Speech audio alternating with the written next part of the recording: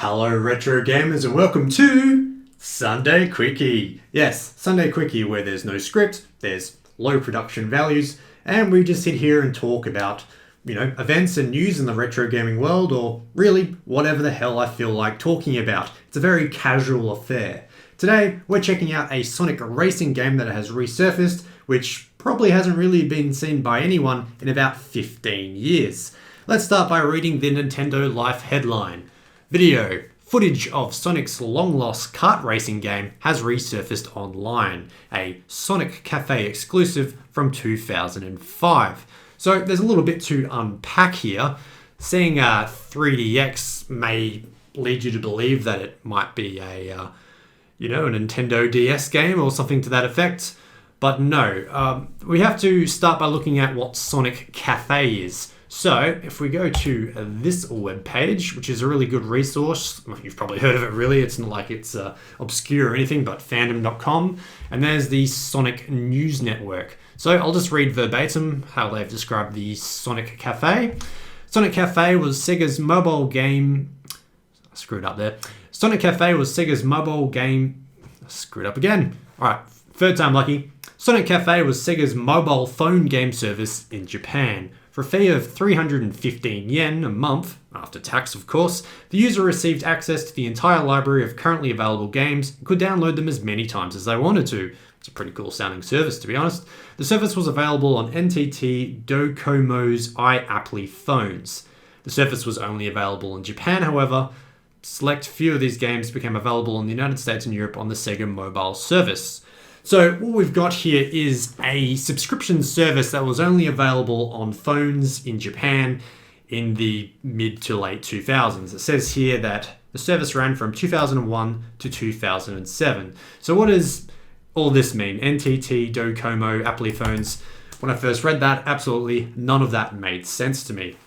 Turns out Docomo is a service provider in Japan. So this is it's a Wikipedia page, but it's on the Japanese Wikipedia, so it has been translated. But basically, it's your Vodafone, your Telstra, your Optus, whatever you want to call it. They're just a company like that in Japan.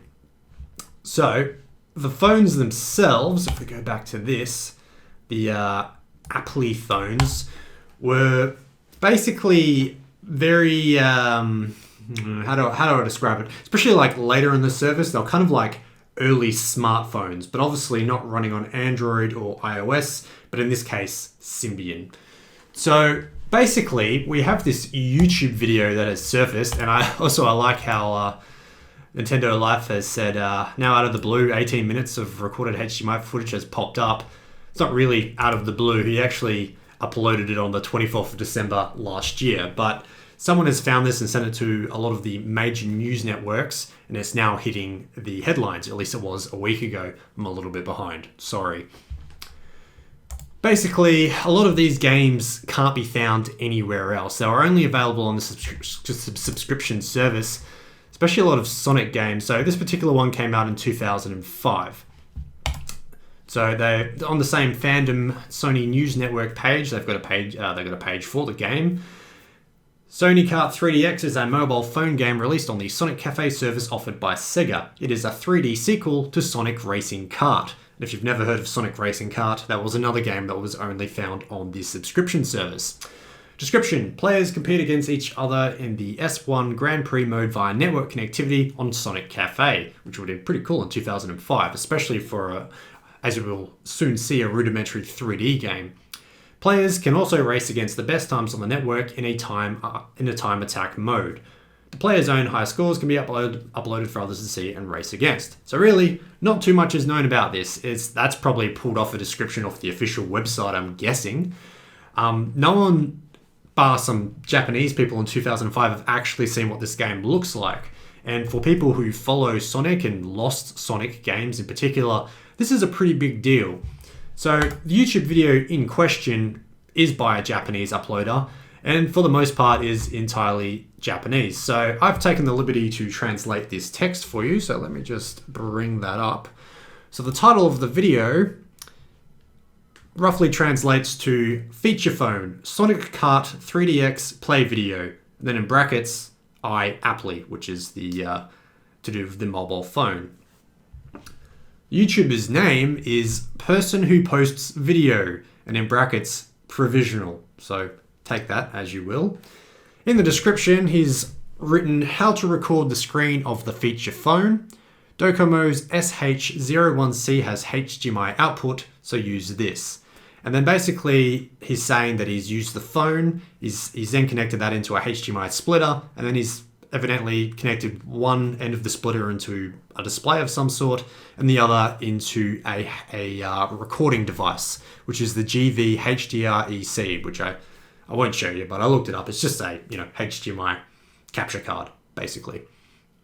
So you may be wondering, what is an SH01C?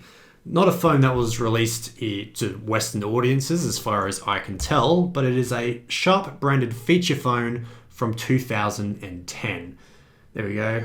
The spring and summer of 2010. It's the 4th generation of Aquashot by Docomo. So there you go, Docomo's coming up again, the service provider from Japan.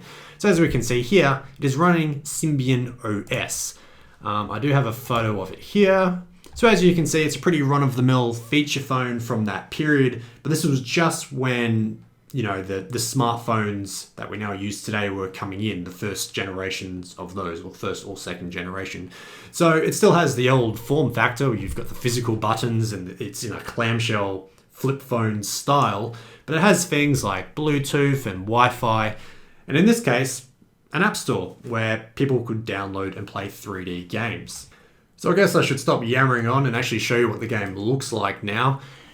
As I said before, this is running on a Symbian-based mobile phone. If you watched my last Sunday Quickie, we looked at an Android emulator for Nokia N-Gage games. So this is a very similar thing, but this is, well, it actually is from the same sort of era. This game's from 2005 and the Nokia N-Gage came out 2003, if memory serves correct.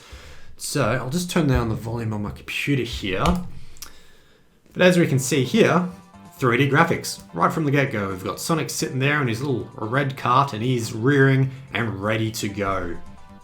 So the video itself goes for 18 minutes, so he's actually captured quite a bit of footage, which is great. And I guess it goes without saying, this is a big deal because this ROM doesn't exist anywhere. No one's really seen this before, especially in Western countries.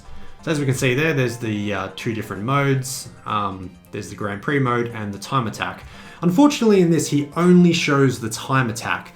It'd be nice if he showed the Grand Prix as well, but sort of from that small description I read before, it looks like that was an online only sort of thing, so maybe that's why he's showing the time attack here. But as we'll see, there are a few unanswered questions about this. So we'll just skip forward to the actual race itself. And there we go. As we can see, it is reasonably basic. As I said before, the actual kart model itself is 3D, and the whole course does seem to be on a bit of a 3D plane, but a lot of it is in 2D. I think the bumper is probably 3D, as it's already sort of mounted it before. It goes up and down, kind of. Actually, I'm a bit unsure about that now that I've said it. But a lot of the other objects in the scene are probably just sprites that rotate depending on where you're looking at it from. So suffice to say, the devices these were running on were not very powerful. I think the device he's actually used to capture it probably actually was reasonably well powered, but this game would have been 5 years old at the time, and the devices that were new when it was released, this definitely reflects what they were capable of. And yeah, besides from that, there's not really much else going on. Yeah, there's not really much else to say. I'll skip forward, I'll just show a different track. So now we have Whitefield. Oh no, he's just showing them there. So Radiant City, Sonic Circuit. So these, I think they're very loosely based on famous levels from the Sonic series. So as you can see, I mean, it pretty much looks exactly the same. Look, he's changed the view there, which is cool. Got to keep in mind you would have been playing this on quite a small screen, so take that as you will. But as you can see, there's just a parallax scrolling background, and yeah, really not much else. If we go forward again, it shows off a couple of different tracks. There we go, we've got a beachside one. And it's, yeah, again, it's very basic. The models have changed to palm trees by the looks of it, as opposed to pine trees, what we were seeing before, but there's not really much in the way of, are those sunflowers? Yeah, we've got sunflowers, sorry. And we've got some deck chairs there, but yeah, there's not really much set design going on at all, and the tracks seem pretty basic in shape. They're just long sort of corners and really long straight bits. Yeah, it's not really much to show, not really much to say. So we've got a snow scene there. We have more of an urban scene, I think. Rome, possibly? Who's to say? That could be based off, what's that game called? You know, Rise from Your Grave. That game. Which I've covered on this channel long ago on Mega Drive. That is the same track. Who knows what that Japanese text is saying. Got possibly an F-Zero styled track here, since it is a kart racer. I guess that makes sense. Or that could be based... I haven't actually played that many Sonic games, to be honest, so there's probably some very obvious holes in my knowledge here that may be showing through. But really, that's all there is to say about the actual game itself. It was a basic game you could play through a subscription service in Japan only 15 years ago. The question I have is, how does this guy have this ROM? Did he download it and just keep it on his phone? We don't really know much about the service itself. Is that something that could be done? Could it only be downloaded on the day as you're playing it? Who knows? What we do know is the guy doesn't seem very willing to share the ROM, which is very unfortunate. He's turned off comments on the video. You can't even like or dislike the video, at least he's not showing the like or dislikes.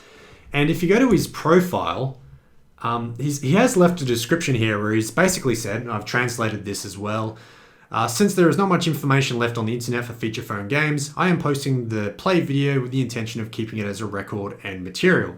So basically, he's recording footage of games long lost that were on mobile phones but pre-iOS and Android, which is a very noble thing to do. I do respect that. And if we look at his videos, he's actually got quite a few uploads. I'm sure there is some gold in here that people could troll through and find. But the question still remains is, how does he have it? If you go to the discussion tab, people actually can leave comments.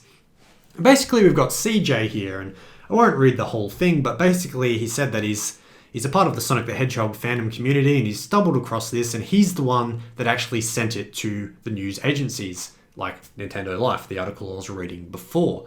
Basically, he's asking, like, if you can just, you know, make the ROMs available, we can all enjoy this and maybe, you know, find out some more things. I'll personally want to see the Grand Prix mode. And the YouTuber hasn't replied. Basically, he's saying, you know, he's turned off his comments and he's also deleted his Twitter account. So, yeah, it's very unfortunate when this happens. It's great that he's uploaded the footage, but ROMs like this really need to be uploaded and archived onto something like internetarchive.com, because these online-only games, as I've seen over and over and over in topics I've covered on this channel, once they're gone, it's possible they'll be gone forever. And, you know, us stupid Westerners didn't even know that this existed because it was Japanese only. And now that we know it exists, we want to play it as well. So it'd be great if you could just upload the ROM somewhere.